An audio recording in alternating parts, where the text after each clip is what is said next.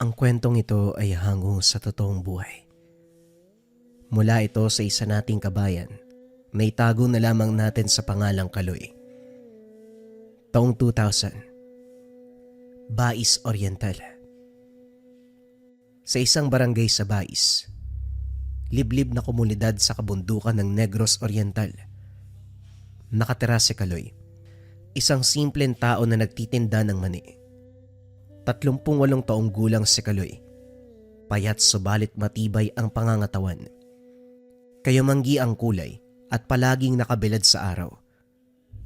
Madalas siyang makita ng mga tao habang itinutulak ang lumang kariton sa kabaan ng mabatong daan na puno ng alikabok kapag tag-init at putik kapag tag-ulan. Sa bawat supot ng mani na may bebenta sa palengke ng bayan, nadadagdagan ang pantustos ng pamilya sa araw-araw. Merong 2 anak si Kaloy na dahilan ng walang sawang pagsusumikap. Si Gerald ay 12 anyos, nasa ika-6 na baitang sa pampublikong paaralan sa baryo. Madalas naglalakad ng halos 1 oras upang makarating sa klase. Mahilig mag-aral at nangangarap maging guro balang araw. Si Thea, kasalukuyang 7 taong gulang, ipinanganak na may kapansanan. Hindi niya magawang maglakad at huli na ring nakapagsalita. Madalas ay nasa duyan, nakasabit sa ilalim ng bahay. Bagaman limitado ang kilos, nagdadala siya ng kakaibang ligaya sa pamilya, lalo na sa kanyang ngiti na laging nagbibigay ng pag-asa kay Kaloy. Wala na ang asawa ni Kaloy sapagkat ito'y pumanaw nung ipinanganak pa lamang si Thea. Dahil dito, mag-isa niyang pinasan ang lahat ng responsibilidad kasabay ng mga mabigat na alalahanin. Sa tahanan, kasama rin nila si Nanay Duray, 65 taong gulang na ina ni Kaloy. Katuwang sa pagbabantay at pag-aalaga sa mga bata, lalo na kay Thea, habang naglalako ng mani si Kaloy. Ang kanilang bahay ay yari sa kahoy at pawid, nakatirik sa gilid ng bundok. Mula rito tanaw ang malalawak na taniman ng tubo at palayan na umaabot hanggang sa paanan ng bundok. Sa ilalim ng bahay, nakasalansan ang mga lumang gamit, sirang mesa, mga kahoy na tuyot at mga lata ng mantika na nagsisilbing imbakan ng mani. Bagamat maliit at payak, ito ang nagsisilbing kanlungan ng pamilya. Sa gitna ng kahirapan, pinupuno nila ito ng malasakit, pagtutulungan at pagmamahalan. Nagsimula ang lahat ng maagang magising si Kaloy. Sa labas ng bahay, unti-unting sumisilip ang araw mula sa likod ng mga bundok ng Negros Oriental. Ramdam ang malamig na simoy ng hangin, hangin na may halong amoy ng lupa at usok mula sa mga kapitbahay na nagluluto ng almusal. Pumasok siya sa kusina. Kagad hinanda ang malaking kawa. Binuhos ang mga hilaw na mani at saka tinimplahan ng asin na siya mismo ang bumili kahapon mula sa palengke. Habang unti-unting umiinit ang kawali, sumisingaw ang amoy ng nilulutong mani. Dama niya ang nakasanayang ritmo ng kanyang araw. Isang simpleng pamumuhay na nakaikot sa pagtitinda upang may mailaman sa sikmura ng mga anak. Nang magsimulang pumutok ang balat ng mani, kumalat ang amoy nito sa buong bahay. Kinuha niya ang isang dakot para tikman, ngunit napahinto siya. Habang kinakain ni Kaloy ang kinuhang mani, may kakaiba siyang naramdaman. Ilang butil ng mani ang matigas na parang bato. Kagad niya itong inilabas mula sa bibig. Tinignan ng mabuti. Makintab ito. May kulay kayumanggi na mas matingkad kumpara sa karaniwan. Ano ba to? Bakit ang tigas? May batong nakahalo sa mga manigo? Habang nakabuka ang palad, napansin niyang may kakaibang kislap ang maliit na bagay. Hindi ito karaniwang mani. Para itong may gintong uring nakabalot sa balat. Kumikislap kapag nadadampian ng liwanag mula sa butas ng dingding. Sa bawat iglap, mas lalo siyang nabibighani sa anyo ng bagay na nakita. Sa halip na itapon, maingat niya itong itinabi. Binunot niya ang isang maliit na pulang supot at doon inilagay ang bagay. Pagkatapos, isinuksok niya ito sa bulsa, kasabay ng isang ngiti na puno ng pag-asa. Wala naman sigurong mawawala kung itatago ko muna to. Baka pampaswerte to eh. Muling ibinalik ni Kaloy ang atensyon sa pagluluto ng mani. Hindi mawala sa isipan ang nakita. Para bang may kakaibang init na dumadaloy sa kanyang dibdib. Isang pakiramdam na hindi maipaliwanag. At sa kaibuturan ng isipan, napatanong siya kung ano nga ba ang maidudulot ng bagay na yon sa kanilang buhay.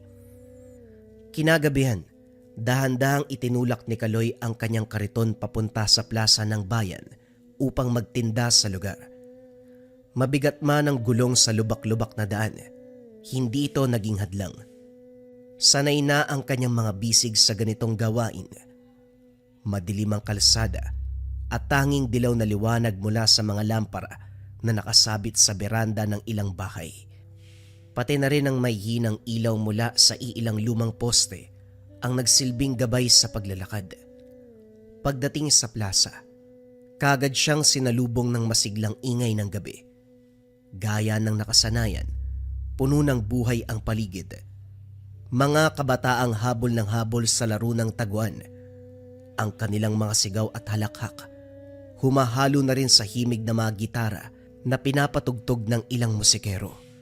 Sa lilim ng mga punong kahoy, may matatandang nakaupo, abala sa pag-uusap tungkol sa mga lumang araw. Samantalang sa hangin, kumalat ang matamis at maalat na halimuyak ng inihaw na mais. Nahalo sa bagyang mapaklang amoy ng usok ng sigarilyo at sa natural na alimuom ng pawis sa mga tao. Ang plaza, tila isang maliit na universo kung saan ang bawat sulok ay may sariling kwento. At si Kaloy, sa kanyang simpleng kariton ng mani, isa sa mga tahimik na bahagi ng buhay na iyon. Maya-maya isa-isang hinain ni Kaloy ang mga supot ng mainit na mani. Ilang bata ang lumapit, bumili ng tagi-isang supot, kaagad tumakbo papalayo. May ilang matanda din ang bumili. Ngunit katulad dati, kaunti lamang ang kumagat. Sa kabila ng ingay ng paligid, ramdam ni Kaloy ang kalungkutan, ang pagod sa pagtutulak at bigat ng iniisip para sa pamilya ay bumabalik sa dibdib. Nang matapos ang palabas, unti-unting nagsiuwian ang mga tao. Naiwan pa rin ang iilang supot ng mani. Pag-uwi, dala ang mga natira. Pagdating sa bahay, sinalubong siya ng mga anak, pati na rin ni Nanay Doray.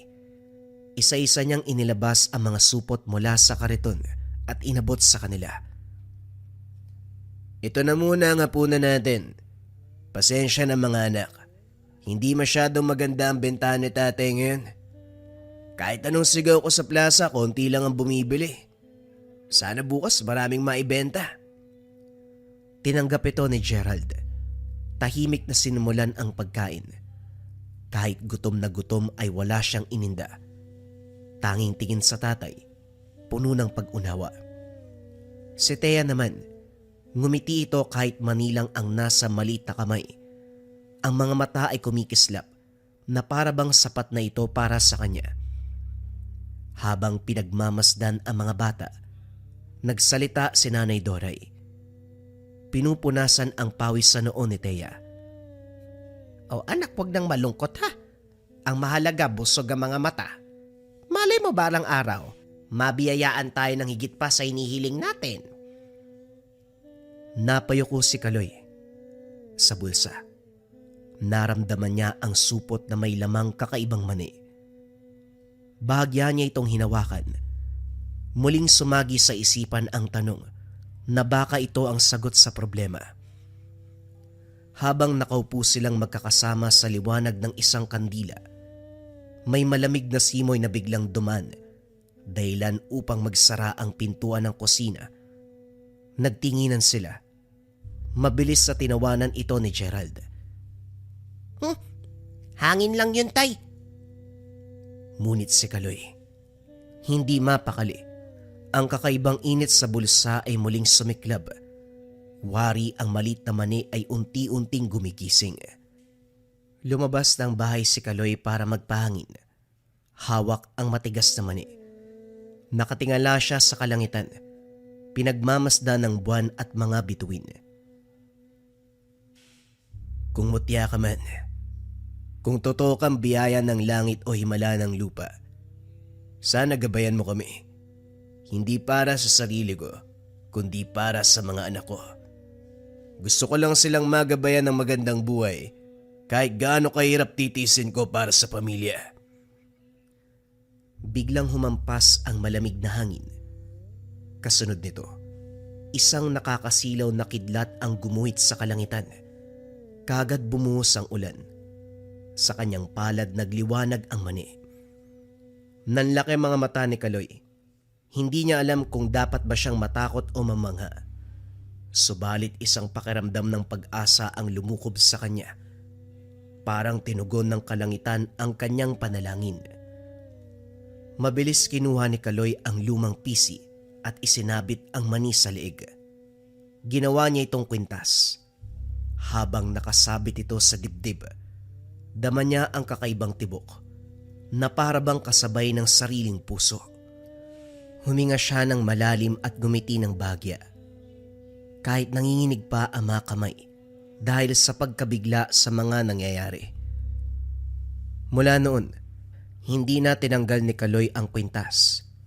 Sa bawat araw na lumilipas, dala niya ang liwanag ng mutya. At ang hindi pa niya alam, unti-unti na nitong babaguhin ang buhay ng kanyang pamilya. Kinabukasan gaya ng nakagawian, maaga pa lang ay abala na si Kaloy sa pagluluto ng mani. Sa pagkakataong ito, mas magaan ang pakiramdam niya habang niluluto ang mani. Hindi niya maiwasang mapatingin sa mutya na nakasabit sa leeg. Pagkatapos maisaayos ang mga gamit at maihanda ang kariton, naglakad na si Kaloy patungong plaza. Pagdating doon, kagad siyang nabigla sa dami ng tao. May palaro, kantahan, sayawan, at isang patimpalak na ginaganap sa mismong gitna ng barangay. Sa isip niya, baka dito na magsisimula ang swerte. Baka tuluyang maubos ang mga paninda. Lumitaw ang mga unang suki. May nagpapareserba ng 2. May kumuha ng 5. Kagad na puno ng sigla ang paligid dahil sa bango ng mainit na mani. Hindi pa siya nakakahinga. Sunod-sunod na lumapit. Wala pang 1 oras. Ubus kagad ang laman ng kanyang kariton. Namangha si Kaloy at umuwi ng maaga. Noon kahit hanggang alas 10 ng gabi, may natitira pa. Pero hanggang ngayon, halos pinag-aagawan pa ang kanyang mga paninda. Sa huling sandali may isang matandang lumapit. Sumubok na humabol sa pagbili. Sa kasamaang palad, wala nang natira ni isang supot kaya't nagpaumanhin si Kaloy. Gayunpaman, nangako siyang magluluto pa bukas at sisiguraduhin mauuna ang matanda sa kanyang mga suki. Pag-uwi ni Kaloy dala ang mga baryang kinita. Mula sa mabilis na pagkaubos ng mga paninda, nakapagtabi ng malaking pera. Sa unang pagkakataon, matapos ang matagal na panahon, nakabili siya ng 1 kilo ng bigas, 2 delata at gatas para kay Thea. Pagdating niya sa tahanan, kagad na sumalubong si Gerald. Tatay, ang dami niyo naman pong dala. Tulungan ko na po kayo.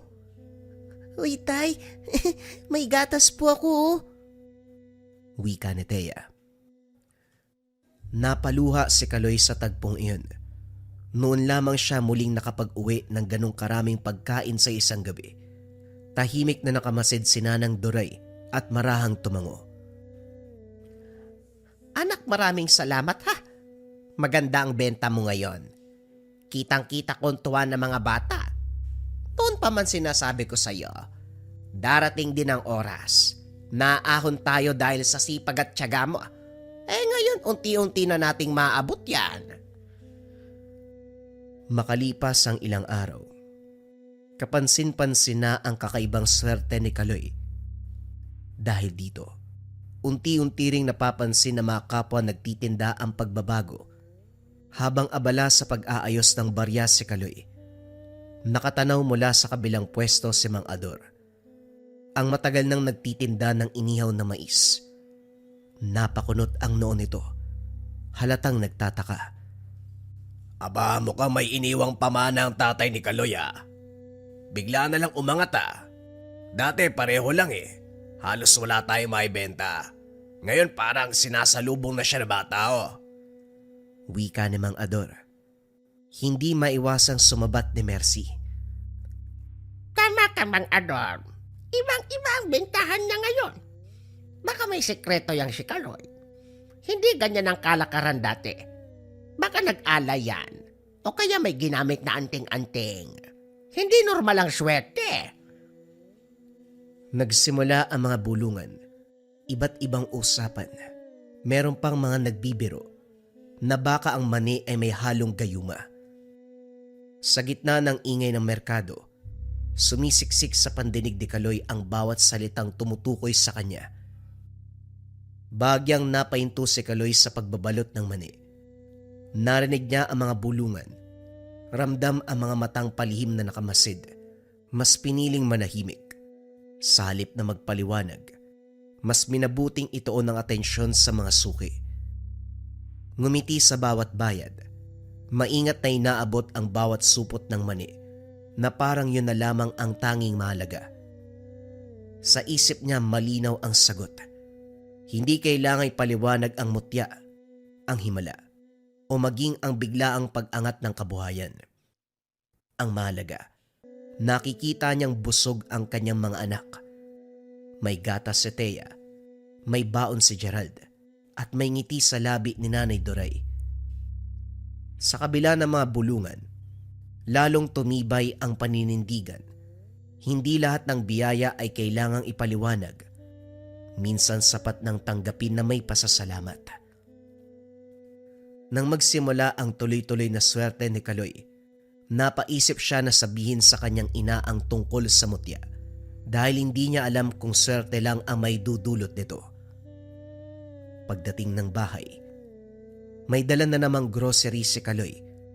Masigla siyang sinalubong ng mga bata. Habang abala sa pag-aayos sa mga pinamili, tinawag niya si Nanay Doray. Nay, may gusto po sana akong sabihin. Ano yun, anak? Umupo si Kaloy. Hawak-hawak ang maliit na mutya. Kumikinang ito sa ilaw ng lampara. Ito na yun. Natagpuan ko ilang linggo na ang nakalipas. Hindi ko alam kung ito ang dahilan kung bakit sunod-sunod ang swerte natin. Pero natatakot din po ako sa susunod na mangyayari. Sandaling natahimik si Nanay Doray. Nakatitig lamang sa mutya. Wari na gulat. Nag-isip ng malalim. Saan mo naman nakita, anak? Hindi ordinaryong maniyan ah. Doon ko nakuha sa mamani ko mismo. Akala ko nga buto lang kaya kinain ko na. Pero nilawa ko kagad kasi ang tigas eh. Doon lang ako nagtaka kung ano talaga to eh. Alam mo, anak, aaminin ko. Nung una, hindi ko pinaniniwalaan ang tungkol dyan. Pero isipin mo, hindi na nagkakapalya. Palagi na lang ubos ang paninda mo. Sunod-sunod ang swerte at napakabilis ng lahat ng pangyayari. Hindi ka ba nagtataka? Baka nga may dalang kakaiba yan. Kaya ako nga ho nasabi sa inyo, hindi ko alam kung swerte yung binibigay nito o baka meron ng kapalit. Kaloy, mabuti pang dalin mo yan kay Kaboyet. Nakakabahala na rin kasi. Siya lang ang makakapagsabi kung anong klase ng mutya talaga yan. Sandaling natahimik si Kaloy. Nakatitig sa mutya. Hindi alam kung kaginhawaan o panganib ang dala nito. Sapagkat sa mga mata ng kanyang ina, may liwanag ng pag-asa.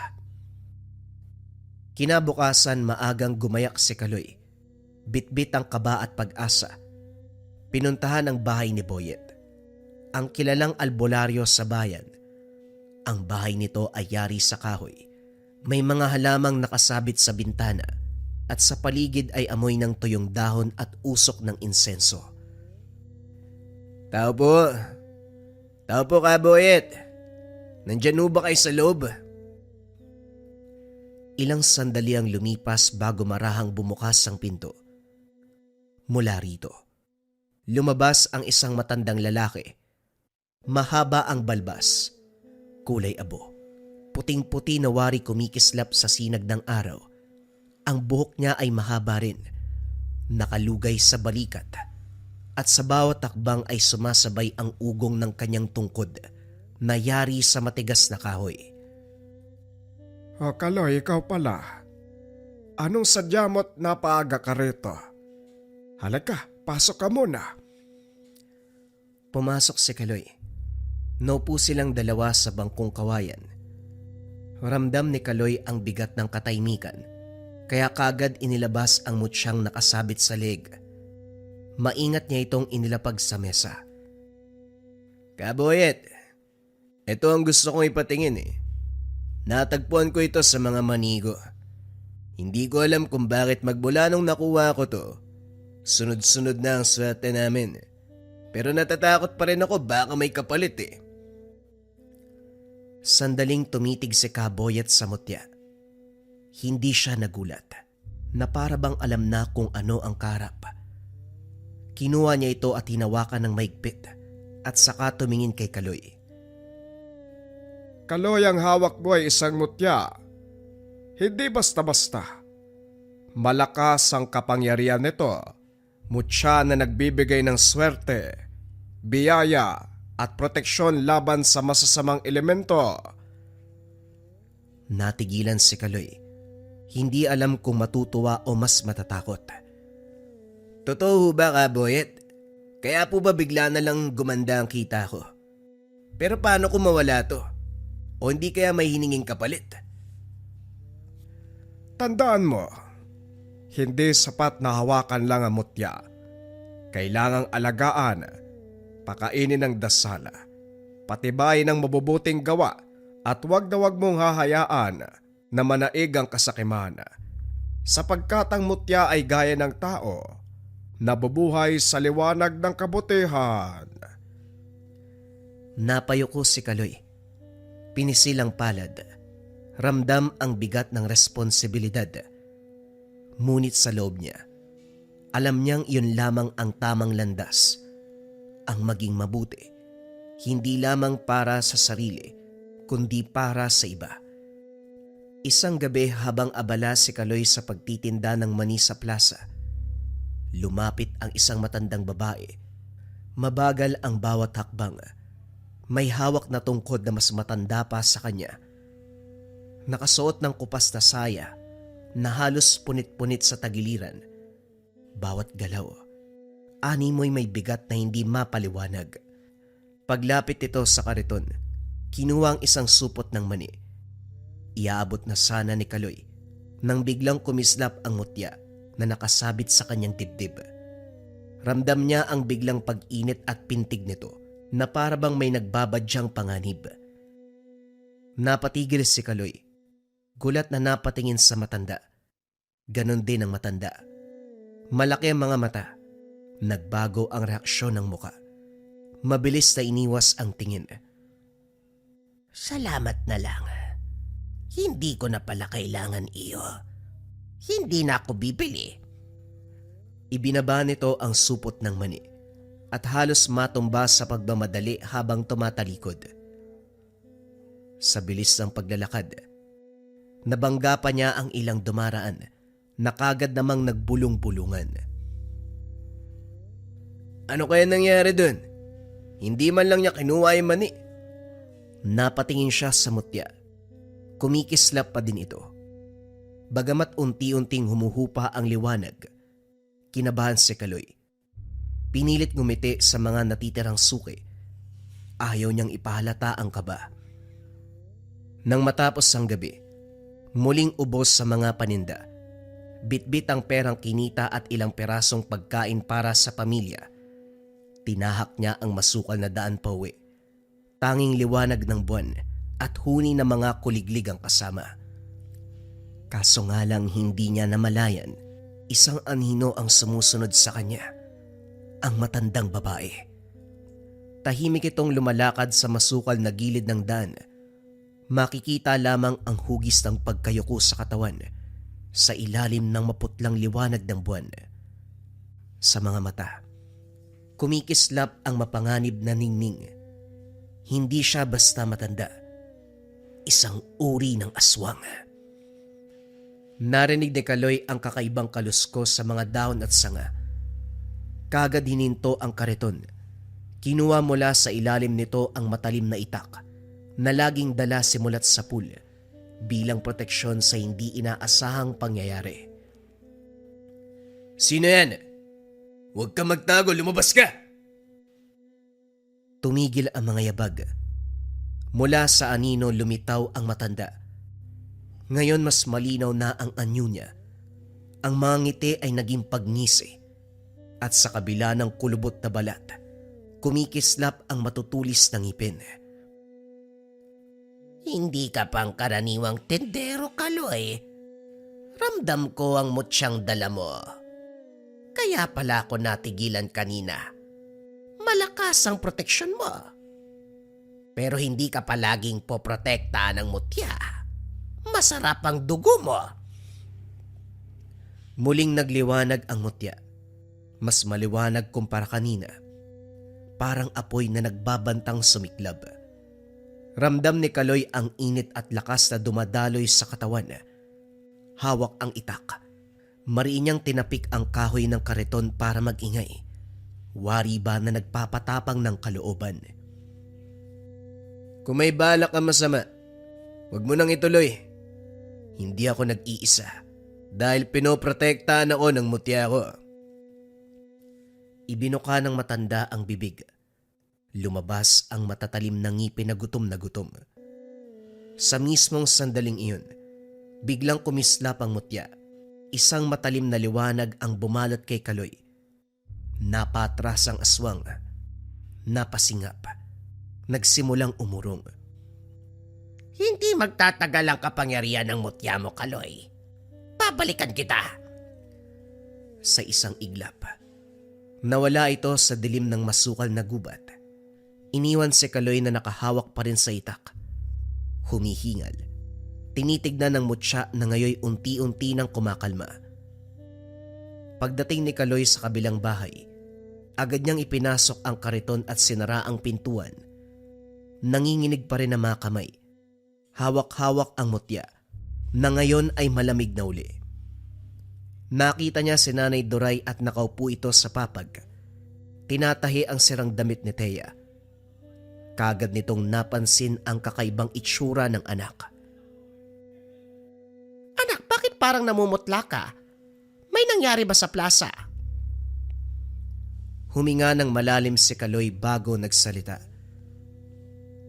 Nay, may lumapit pong matanda kanina. Bumili siya ng mani. Pero nagliwanag ang mutya ko. Bigla na lang siyang tumigil at umalis.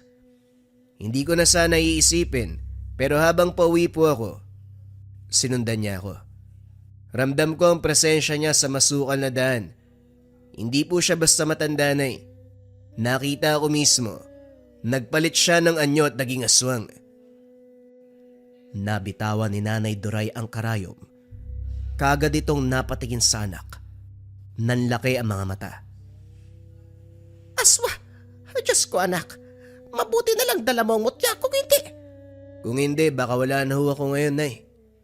Hinabol niya ako hanggang sa masukal na daan. Pero nung kumislap ang mutya, napatras siya at naglaho. Sandaling natahimik ang paligid. Tanging huni ng kuliglig at ihip ng hangin ang maririnig sa labas. Ramdam ni Kaloy ang bigat ng mga salitang binitawan. Anak, hindi natin pwedeng ipagsawalang bahala to. Kung totoo ngang aswang ang lumapit sa'yo, ibig sabihin alam nila kung nasaan ka. Baka pati mga anak mo madamay. Yun na nga ang iniisip ko, Nay. Kailangan nating humingi ng tulong. Si Kaboyet lang nakakaalam ng tungkol sa mutya. Siya lang ang makakapagsabi kung paano ko ito mapoprotektahan. Hindi lang ako, pati ho kayo. Kinabukasan maagang umalis si Kaloy papunta sa kabilang bayan. Maingat niyang tinahak ang daan. Dala ang mutya na nakasugbit sa tagiliran ang itak. Pagdating sa bahay ni Kaboyet, kumatok si Kaloy. Magandang umaga ho, Kaboyet. Inaasahan ko ang pagdating mo. May naramdaman akong kakaiba kagabi. Halika, pumasok ka. Pagupo sa loob ng bahay, amoy insenso at halamang gamot. Pinaliwanag niya ang pangyayari mula sa plaza hanggang sa masukal na daan kung saan sila nagharap ng aswang. Tahimik na nakikinig si Kaboyet. Nakapikit. Pinapakinggan ang mismong alon ng kwento sa hangin. Hindi basta-basta ang nakasalubong mo, Kaloy. Ang mutya ay nasa iyo. Kilala ito ng mga nilalang ng kadiliman, kaya sila nag-aalangang lumapit. Pero tandaan mo, kung mas lumalakas ang proteksyon mo, lalo ring tatapang ang mga aswang na susubok na sumira dito. Ibig pong sabihin, Kaboyet, hindi titigil ang mga yun. Hindi. Hanggat hindi mo natututunang alagaan at palakasin ang mutya mo, hindi sapat na hawak lang ito. Kailangan mong alagaan ang sarili mong puso, dasal, kabutihan at lakas ng kalooban. Dahil ang mutya, anak lang ng pananampalataya at gawa. Kung marupok ang kalooban mo, mawawalan ito ng bisa. Nakasalalay ang kapangyarihan ng isang bagay sa iyong paniniwala at pagkilos. Kahit ano pong mangyari, hindi ko to susukuhan. Kung ito magpoprotekta sa pamilya ko, gagawin ko ang lahat. Sandaling natahimik si Kaboyet. Tumayo siya at kumuha ng maliit na sisidlan na gawa sa langis at dahon. Ipinahid niya ito sa mutya at saka nagdasal ng mahaba. Pabulong. Hindi maiintindihan ng karaniwang tao. Nang matapos, tumingala siya kay Kaloy. Kaloy, simula ngayon, hindi ka na basta tendero ng mani. May dala kang kapangyarihan na babantayan at susubukin ng dilim. Huwag kang bibitiw. At kapag dumating ang oras, kailangan mong pumili. Manatiling tahimik o ipaglaban ang lahat ng mahal mo. Pagsapit ng gabi, hindi mapakali si Kaloy habang natutulog si Nanay Duray at ang mga bata. Nanatili siyang gising sa labas ng kubo. Hawak ang itak, nakasabit sa legang mutya. Nakakabingi ang katahimikan ng paligid. Nakaramdam si Kaloy ng panganib. Muli na namang kumislap ang mutya. Mahina kumpara sa una, ngunit unti-unting lumakas ang liwanag. Nandito na naman sila. Mula sa madamong bahagi ng kagubatan, lumitaw ang matandang babae. Ngayon hindi na siya nag-iisa. Kasama ang dalawang nilalang. Mga aswang na pulang-pula ang mga mata. Mahaba ang mga kuko. Gising dahil sa gutom at uhaw sa dugo. Ano, Kaloy? Akala mo ba, ligtas ka na dahil sa mutya mo? Huwag kang magpapadala sa liwanag niyan, sapagkat mas lalo ka lang nitong inilalapit sa amin. Ang dugo mo ay mas matamis, mas mabango, dahil pinili ka ng kapangyarihan. Hindi ka namin tatantanan hanggang sa huling pintig ng iyong puso. Umangat ang buhok ni Kaloy sa batok. Nanatili siyang matatag. Itinaas ang mutya. Itinapat sa buwan. Kumislap ito ng mas maliwanag. Sagot sa kanyang tapang. Hindi niyo ako matatakot. Hindi niyo rin madadampian ang pamilya ko. Hanggat buhay ako, hindi kayo makakalapit sa kanila. Mabilis na sumugod ang isa sa mga nilalang. Mahabang kuko ang nakaumang. Bago pa siya makalapit, biglang kumawala mula sa mutya ang nakakasilaw na liwanag. Napatras ang mga nilalang. Napasigaw. Dahan-dahang natunaw sa alab ng liwanag. Nang makita ito ng matandang babae ay napatras siya, hindi makapaniwala. Hindi pa. Hindi pa ito tapos. Maganda ka. Babalikan kita. Bago pa siya makatakbo, muling kumislap ang mutya. Bumalot sa paligid ng malakas na liwanag na wari apoy ng buwan. Sumigaw ang matanda hanggang sa tuluyang naglaho. Naiwan si Kaloy. Hingal na hingal. Hawak ang itak. Sa halip na panghinaan ay nakaramdam ng matinding ginhawa. Hindi siya nag-iisa. Ang mutya ay hindi lamang nagbibigay ng swerte at proteksyon. Ito'y sagot sa kanyang panalangin. Biyaya na kailangang ingatan. Pumasok siya sa kanilang bahay. Nakita si Nanay Doray, gising at nag-aalala. Anak, narinig ko ang lahat, Diyos ko. Salamat at ligtas ka. Totoo ang mutya. Hindi lang para sa iyo, kundi para sa lahat. Simula ngayon, hindi ko na lang iisipin na swerte natin ang bagay na to. Isa itong tungkulin. Hanggat nasa akin ang mutya, gagamitin ko ito para ipagtanggol ang ating pamilya at buong baryo. Hindi doon natapos ang kwento. Habang patuloy na nagbibigay ng proteksyon ng mutya, lalong dumadagsa ang biyaya sa kanilang pamilya. Ang dating simpleng kariton, lumago, nakapagpunda ng sariling lupain, nakapagtanim ng iba't ibang uri na bumuhay sa kanila. Si Thea na dati may karamdaman, unti-unting gumaling. Sapat na gamot at maayos sa pagkain, kaya nang bilhin ni Kaloy. Si Gerald ay nakapag-aral ng maayos, palagi nang may baon. Hindi rin nakalimot si Kaloy na tumulong sa iba. Kapag may kapitbahay na nagugutom, palagi may dalang supot ng mani o bigas. Kapag may nagkakasakit, hindi nagdadalawang isip na tumulong. At higit sa lahat, kapag may masamang banta ng nilalang, siya ang unang sumasaklolo. Dala ang kapangyarihan ng tangang mutya, ang simpleng mutya ng mani na nagbibigay ng kayamanan at kalakasan. Ang susunod na kwento ay tungkol sa palaspas na pangpatay ng aswang. Simulan na ang storya. Ang kwentong ito ay hango sa totoong buhay. Mula ito sa isa nating kabayan na itago na lamang natin sa pangalang Nina. Taong 1899, sa liblib na bayan ng Panay.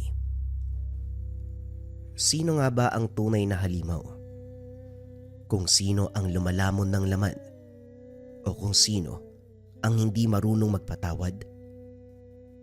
Nung unang panahon pa lamang, matagal nang may madugong hidwaan sa pagitan ng angkan ng mga aswang at angkan ng mga mangkukulam. Sa bawat gabi, naliligo ng dugo ang lupa sa kanilang sagupan. Sa bawat atake, may mga pamilyang nauulila, mga angkang winasak ng walang humpay na galit at paggiganti.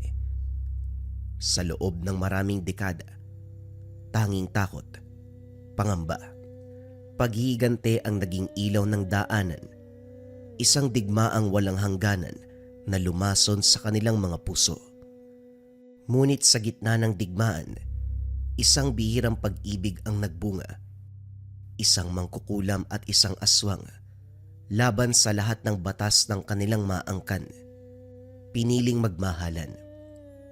Ang kanilang ugnayan ay naging mitya ng pagbabago. Dito napagtanto ng mga angkan na posible pala silang mamuhay ng payapa at magkasama. Sa wakas, napilitan ang dalawang panig na mag-usap. Nabuo ang kasunduang makakapagpabago ng kanilang mga buhay. Hindi na sila maglalaban kung hindi rin lalampas ang bawat isa sa itinalagang teritoryo ng bawat grupo. Sa unang pagkakataon sa mahabang panahon, katahimikan ang bumalot sa mga gubat at mga bayan. Lumipas ang dekada, ang dating mga pangungutya ay naging paggalang. Ang dating apoy ng galit ay napalitan ng malamig, ngunit matatag na kapayapaan. Bagamat hindi naging lubos na magkaibigan, natutunan nilang mamuhay ng hindi dumadanak ang dugo, patayan sa pagitan nila. Kaso nga lang, nagbago ang lahat. Isang araw, habang naghahanda ng mga ritual at mga kasangkapan sa loob ng tahanan si Aling Isa. Anong ibig mong sabihin, Isko? Nasaan ang kapatid mo? Tanong ni Aling Isa, pinuno ng mga mangkukulam. Katulad po ng sinabi ko na ang sabi ng mga kalaro ni Mila, bigla daw nawala habang naglalaro sila Tugon ni Isko, ang panganay na anak ni Aling Isa. Ano ba naman yung batang yan? Hindi porket paborito ko siya. Gaganyan-ganyan. Napakadami ko ng ginagawa Simula nang mamatay ang ama niyo, sa akin napunta ang responsibilidad ng ating angkan. Sana naman tulungan niyo ako sa pamamagitan ng pag-iwas sa gulo at pagiging pasaway. Huwag ho kayo mag-alala, Nay. Ako nang bahalang maghanap kay Mila. Siguro naman bago magapunan makikita ko rin siya. Papasabihan ko rin ang mga bata. Kung ganun, maraming salamat, anak. Nagpatuloy na ang matanda sa trabaho, habang si Isko naman lumabas muli upang hanapin ang kapatid. Katulad nga ng sinabi ni Aling Isa, hindi na naging madali ang pamumuhay nito simula ng yumao ang asawa. Hindi pa rin matukoy kung ano ang eksaktong dahilan ng pagkamatay, ngunit tinanggap na lamang ito ng pamilya. Mabuti na lamang binata na ang anak na si Isko, na siyang naging katuwang kahit papano sa pamamalakad ng matandang babae. Tahimik naman, may kanya-kanyang buhay madalas ang mga kapwa mangkukulam nito. Ngunit ganun pa man, hindi nawawala ang responsibilidad niya na tumulong at turuan ang mga nasasakupan. Hindi lamang ordinaryong mga mangkukulam ang angkan nila Aling Isa. Matatag ang kanilang komunidad. May respeto sa bawat isa dahil ang kanilang mahika ay hindi ginagamit sa kasamaan, kundi upang makatulong sa mga kapwa, ipagtanggol ang mga naaapi. Kaya naman madalas silang nakakatunggali ang mga aswang noon dahil sa mga mortal na nangingi ng kanilang tulong. Kaso nga lang dahil din sa kasunduan, ang tulong na lamang na maipapayo nila, wag nang lumapit sa teritoryo ng mga aswang. At kung nais sila ng kaligtasan, mabuti nang dumaan sila o manatili sa lugar ng mga mangkukulam. Dahil sa ganitong pangyayari, ilan sa mga aswang ang napilitang mamuhay sa pagkain ng mga hayop dahil limitado na lamang ang mga mortal na kanilang nakukuha. Gayunpaman, nakayanan naman ng kabilang grupo dahil kalaunan nasanay sila sa ganitong kalakaran. Boys ko, anong oras na? At bakit hindi mo pa kasama si Mila? Tanong ni Aling Isa sa anak. Hindi sumagot si Isko. Balisa. Tulala sa kung ano man ang nais itong sabihin. Ano bang nangyayari sa'yo, iho? Sumagot ka kapag tinatanong ka. At ano yung hawak mo?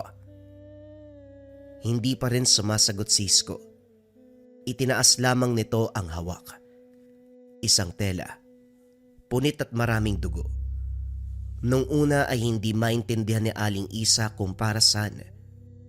Ngunit nang titigang mabuti, kagad niyang kinuha ang tela at nakita nito ang bulaklak na nakatahi sa damit. Nanlaki ang mga mata. Tinanong muli si Isko. Walang ibang nagawa ang binata kung hindi tumango at maluha na lamang.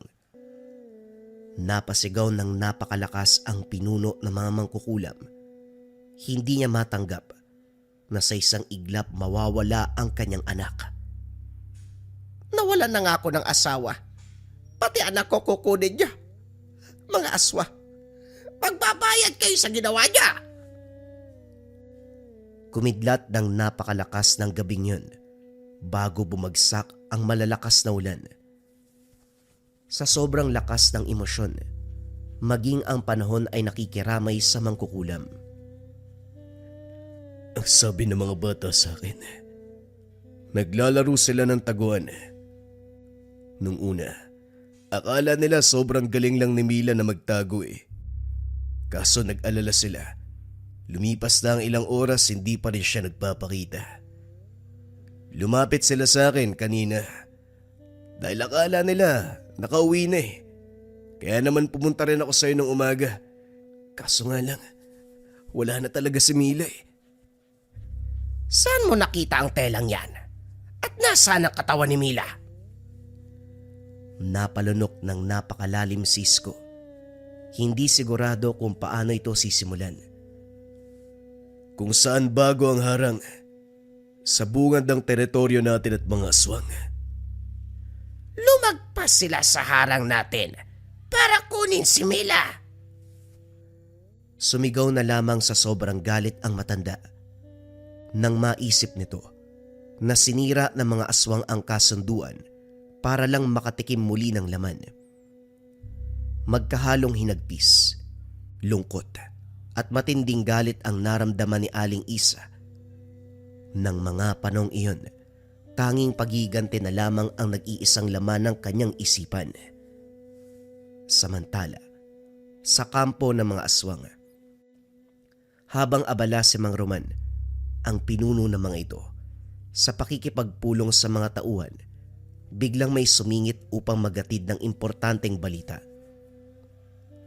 Siguraduhin mong importante ang sasabihin mo, Ismael. Hindi porket anak kita, hindi mo gagalangin ang ating tradisyon. Wika ni Mang Roman. Pasensya na po kayo, tay. Importante ang sasabihin ko. Hindi na ito pwedeng mag-intay. Umalis muna sa silid ng ama upang silang dalawa ang mag-usap. Oh, hindi ba maganda yon? Nakahuli ng mortal na mga bata. Sigurado matagal na silang nagugutom at maaaring hindi na rin sapat ang karne ng mga hayop para sa atin. Ang pagpupulong nga namin ang patungkol dyan.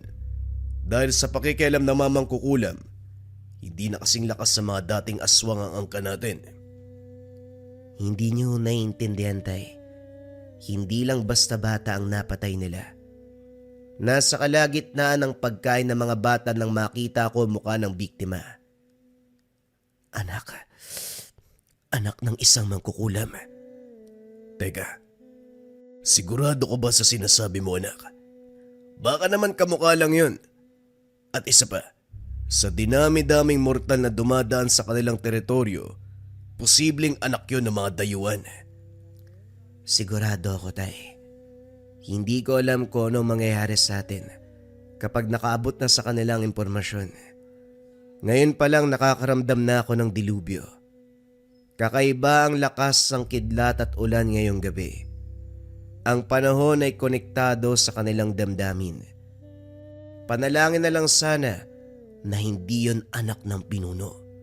Kung ang bawat miyembro nila ay pinapahalagahan, paano na lang kung mismong anak na ng pinakamataas sa ang kanila ang nabiktima? Dalhin dito mga bata. At kung kaya, dalhin dito ang bangkay. Sana lang walang maiwang bakas o ebidensya na makakapagturo sa atin sa teritoryo ng mga mangkukulam. Hanggat maaari iwasan natin ang gulo. Lumipas ang ilang araw bago tuluyang mabunyag ang katotohanan. Matapos ang masuring imbestigasyon ng mga aswang, natuklasan na habang naglalaro sila Mila at ang mga kasama nito, napadpad ang batang babae sa mismong teritoryo nila. Sa hindi inaasahang pagkakataon, may mga batang aswang na naroon, nag-aabang ng mga ligaw na hayop o kapag sinuwerte ay tao. Umakyat sa harang ang bata at doon nagtago. Hindi na malayang nakatawid na siya sa ipinagbabawal na lupa. Nang matuntun siya ng mga batang aswang, kagad sinunggaban. Sa paniniwalang isa lamang itong mortal na napadpad sa kanilang puok. Lalo na't bihira lamang ang ganitong pagkakataon. Hindi na nila pinalampas pa. Walang kalaban-laban ang 10 taong gulang na bata. Huli na ng matuklasan ng mga aswang na anak pala ito ng pinuno ng mga mangkukulam. Ito na nga ang kinakatakutan ni Mang Roman, na ang mismong dugo ng kalabang pinuno ang nasawi. Alam niyang malaki ang posibilidad na maghihigante ang mga ito. Hindi ba alam ng batang yon ang kasunduan? Hindi siya dapat lumampas sa harang. Kung tutusin, sariling kapabayaan niya ang nangyari. Nasa naman nagbabantay?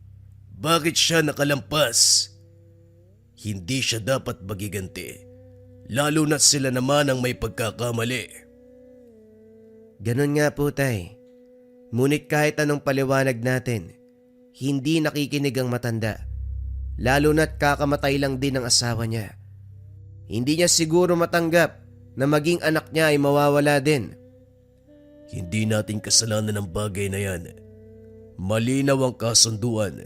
Kung sisirain niya ito ay lalaban tayo. Huwag po sana nating kalimutan ng maaaring kabayaran ng digmaan, Ama. Maraming inosente ang madadawit dito. Napagtanto ni Mang Roman na tama ang sinabi. Hanggat maaari ayaw din itong mawala ng angkan. Hindi dahil sa kaduwagan. Ayaw lamang na magsayang ng panahon at mga tauhan. Kulang na sila sa pagkain, lalo na't nalilimitahan na ang mga taong nauhuli ng mga ito. Hindi na kasing lakas, katulad ng dati ang kanyang mga alagad.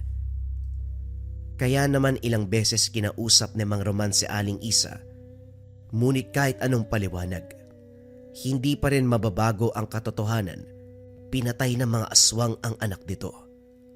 Nay, itutuloy mo pa rin ba ang laban sa mga aswang? Ilang beses na nilang ipinaliwanag ang tunay na nangyari kay Mila. Masakit mang isipin pero tama sila. Nasa atin ang problema. Nasisiraan ka na ba? Anong nakain mo? Bakit naniniwala ka sa mga aswang? Sa tingin mo ba nagsasabi sila ng totoo? Malaki ang posibilidad na pinagtatakpan nila ang kapwa nila. Dapat una pa lang, hindi na sila nabuhay. Wala na silang ibang ginawa kung hindi kumuha at pumatay. Ang nararapat sa kanila, mawala ang buong lahi para matapos na ang lahat ng ito. Kahit anong pagpapaliwanag ay hindi na uubra. Sigurado na ang pinuno na mamangkukulam, ipaghigante ang pagkawala ng anak. Inihanda nito ang mga kasapi, naganda ng malalakas na orasyon, mga sandata at lahat ng kailangan upang hindi lang magigante, kundi tapusin ang lahi ng mga aswang. Halos hindi na makilala ni Isko ang kanyang ina. Ang dating maamo at maunawaing matanda ay nabalot na ng lungkot at potang puso. Mahaba at gulo-gulo ang puting buhok. Malaki at maitim na ang ilalim ng mga mata. Tila ilang buwan nang hindi natutulog. Ang mga mata ay sobrang pula. Hindi humihinto sa kakayak. Madumi at sira-sira na ang mga damit. Akalain mong itim na mangkukulam na ang ina sa labis sa sama ng loob na nararamdaman.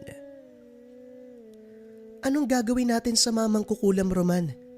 Hindi tayo pwedeng mag-antay, lalo na't alam natin na aatake sila. Maraming mga bata dito at pamilyang umaasa sa atin.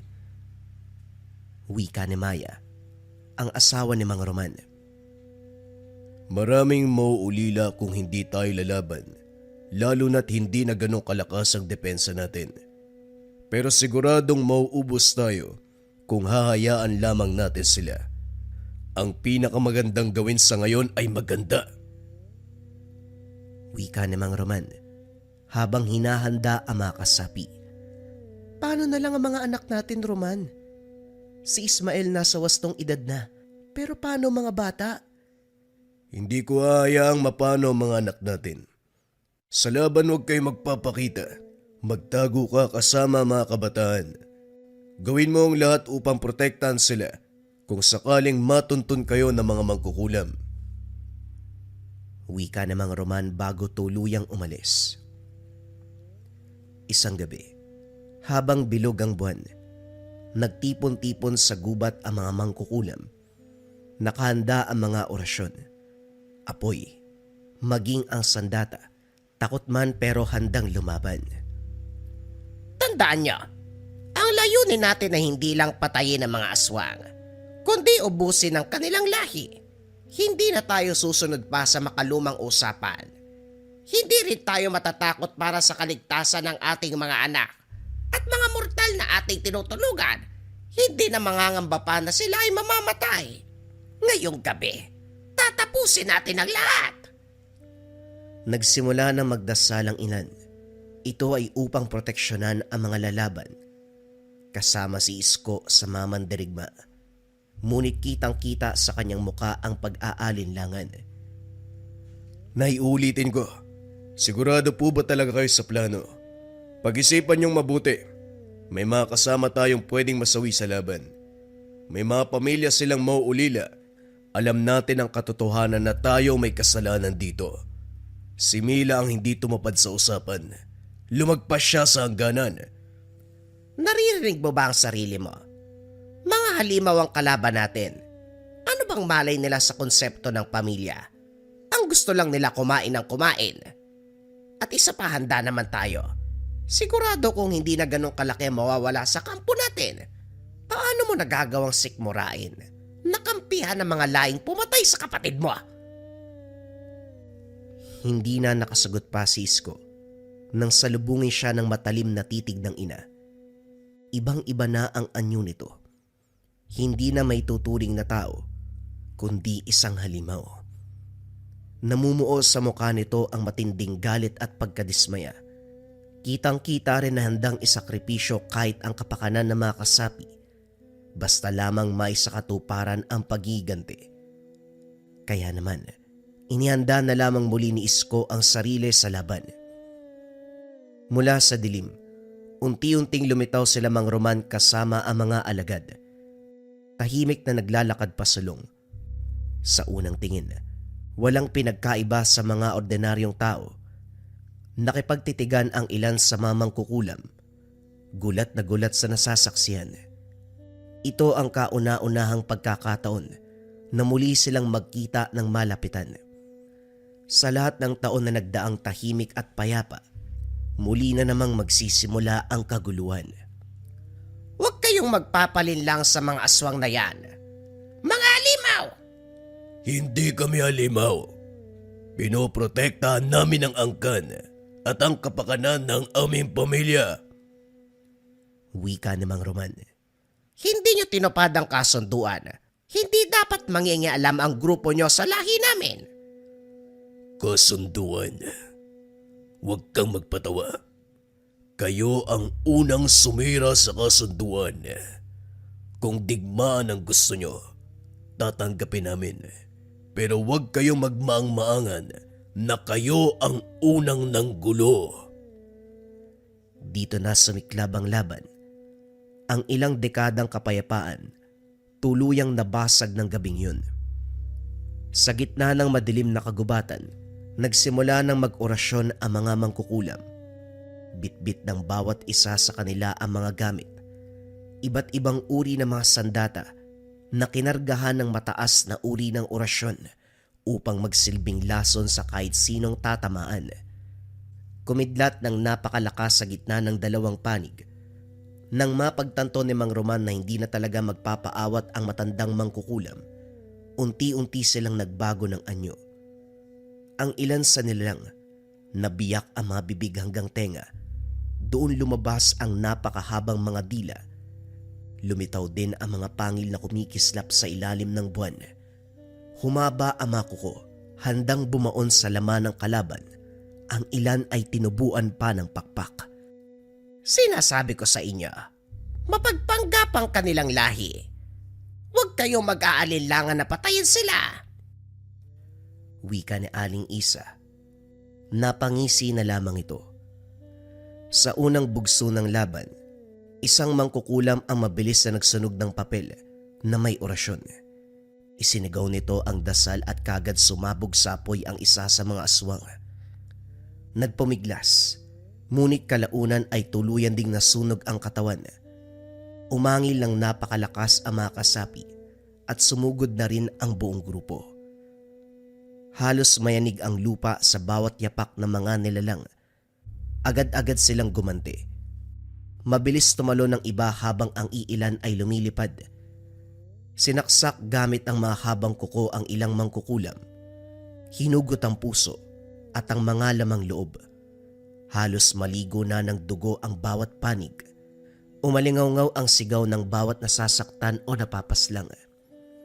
Nagbuhos ng banal na langis ang isa sa mamang kukulam na siyang kagad ikinasawi ng mga nilalang. Tila nalapnos ang mga ito, natunaw na parang tubig. Ngunit limitado lamang ang kanilang dala. Hindi inasahan ni Aling Isa na napakaraming kasapi niya ang masasawi. Minaliit niya ang kakayahan ng kalaban. Nagpatuloy ang digmaan. Bawat namamatay ay may kapamilya o kaibigang nagiganti. Walang nagpapatalo. Tanging dalawa lamang ang gagawin ng bawat isa. Pumatay o ikaw ang mamatay. Naglabas ng kakaibang palaspa si Aling Isa. Hindi may paliwanag ang itsura nito.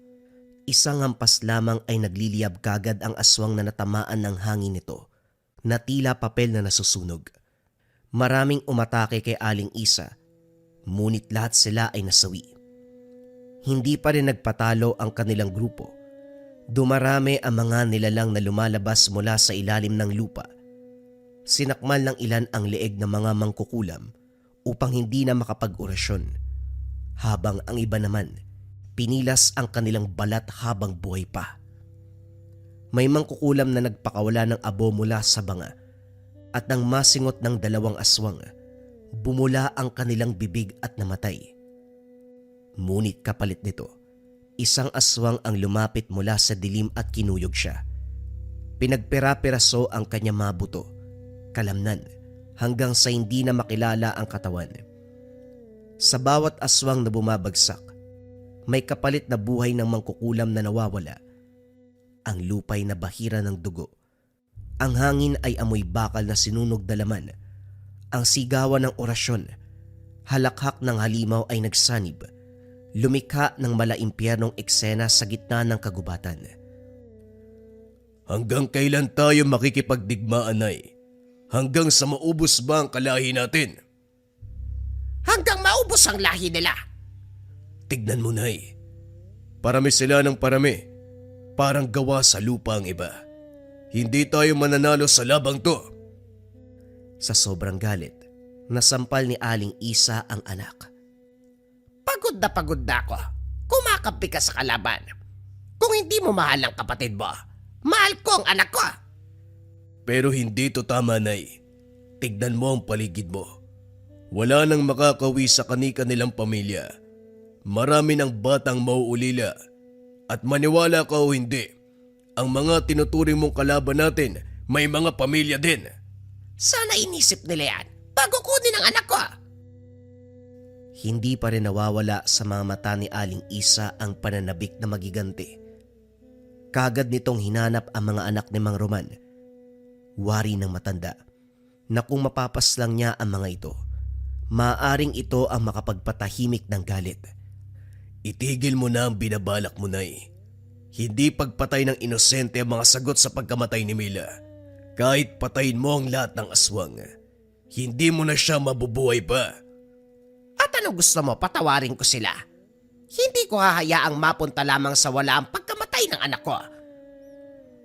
Nagsagawa ng orasyon si Aling Isa upang matunton ang kinaroroonan ng mga anak ni Roman.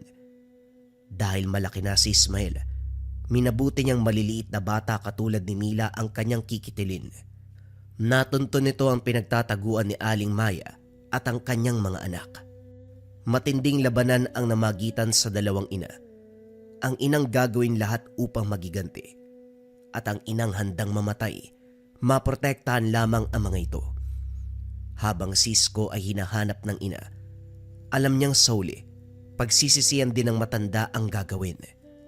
Sa gitna ng labanan ng dalawang ina, kahit sagutan, tuluyang napatay ni Aling Isa si Aling Maya. Bumagsak ito sa lupa at pinagutan niya ng ulo. Umiiyak at takot na takot ang dalawang batang naiwan, isang babae at isang lalaki. Maigpit na magkayakap. Tila hindi alam kung ano ang nangyayari at bakit pinatay ang kanilang ina. Itinaas na ni Aling Isa ang palaspas, handang isagawa ang huling pag-atake. Ngunit nang tumama ang kanyang paningin sa mga mata ng batang babae, bigla siyang nanghina. Parang nawalan ng lakas sa mga braso. Napalood siya sa harapan nito. Dahan-dahan siyang nilapitan ng batang aswang. Umiiyak pa rin ito. Nanginginig ang katawan, subalit matapang na itinulak ang kapatid sa kanyang likuran upang ilayo sa matanda. Handa siyang magsakripisyo kahit takot na takot upang protektahan lamang ang bunso. At nang sandaling iyon, nakita ni Aling Isa sa mga mata ng bata ang mukha ni Mila, ang kaparehong inosenteng titig, ang parehong pagmamakaawa. Naalala niya ang sariling anak. Hindi nagkaroon ng pagkakataon si Aling Isa na ipaglaban ang anak hanggang kamatayan, bagay na nagawa ni Aling Maya. Nakipaglaban hanggang sa huling hininga, alang-alang sa anak. Nalusaw ang galit ni Aling Isa, napalitan ng kirot at pagkabagabag. Saktong dumating si Mang Roman at si Isko. Akala ng dalawa, maglalaban sila. Ngunit napagtanto na kapayapaan lamang ang nais ng bawat isa. Ako na lang ang patayin mo. Huwag ang mga anak ko. Inosente at walang malay ang mga yan. Parang awa mo na. Ako na lang ang kunin mo. Hindi na sana magiganti pa si Aling Isa. Sa hindi inaasahang pagkakataon na bitawan niya ang palaspas. Mula dito umiip ang hangin.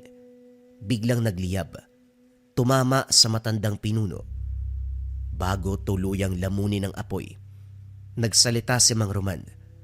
Ang tinig ay puno ng pait, ngunit may dignidad. Tumigil ka na sana sa pag-asik ng dilim, Aling Isa. Oo, kami mga aswang. Ngunit hindi kami halimaw kagaya mo. Napaluha si Isko sa huling salita ng pinuno. Nangako siya na aalagaan at hindi papabayaan ang mga naiwang anak. Bago tuluyang naglaho sa usok at maging abo, napangiti si Mang Roman. Huling tanda ng pag-asa sa kabila ng kanyang sinapit. Mabigat ang iniwan nitong alaala, ngunit nagpatuloy pa rin ang buhay ng mga mangkukulam. Unti-unti nilang binuo ang komunidad. Si Isko sa tapat ng kanyang pangako, inalagaan ang dalawang batang naulila, inalagaan si Sergio at Nina. Sa kabila ng lahat, natutong magpatawad ang dalawang bata. Pinatawad si Aling Isa, isang bagay na hindi nagawa ng matanda para sa kanyang sarili. Maraming buhay ang nawala, mga pamilyang nawasak, mga pusong nadurog dahil sa kanyang galit. Ngunit sa bukal na pagpapatawad ng dalawang naulila, tuluyang natapos ang digmaan, tuluyang natapos ang hidwaan sa pagitan ng mga aswang at angkan ng mangkukulam. Sobrang malas na ba ng negosyo nyo, mga kabayan? O yung tipong kahit kompleto naman yung tulog mo, parang pagod ka pa rin. Madalas, mga kabayan, hindi lang dapat kasi malinis yung physical na lugar, dapat hanggang spiritual. Ang tawag dito sa nasa harapan ko ay incenso candle for cleansing. Sinisindihan to ng 3 to 15 minutes sa umaga at sa gabi. Ang bisa ng incenso candle for cleansing, pang-cleanse ng lugar, pang-taboy ng negative energy, para maganda yung pasok ng swerte at iwas sakit na bunga ng negative energy. Hindi to regular candle, mga kabayan, ha? Specialized candle siya, insenso na ginawang kandila at nilagyan pa ng iba't ibang uri ng sangkap upang maging pang-cleansing. Pwede mo siyang sindihan sa negosyo, sa tahanan, sa kwarto, sa tambayan. Kung saan mo nararamdaman yung negatibong enerhiya, doon mo siya sisindihan, mga kabayan. And if ever may magamit na kayo sa Lika merchandise, hindi nyo maipapangako na madadasalan o makakargaan araw-araw, pwede ka magsindi ng insenso candle. Basta galing sa likha. Pagkasindi ng gamit, itatabi mo lang yung mga gamit doon mga kabayan, naki-cleanse na siya, nakokonsagra, mas naaalagaan. Marami tayong version na pagpipilian, pwede yung regular version, yung can version, yung tea light version. Lahat naman yan mga kabayan ay specialized candles, lahat yan ay insenso, lahat yan may iba't ibang uri ng sangkap at lahat yan nariyan ang orasyon at guidelines. Kung interesado kayo sa insenso candle, makleanse ang lugar, i-visit nyo lang ang shop ng Likha Merchandise. Mag-ingat sa mga scammers.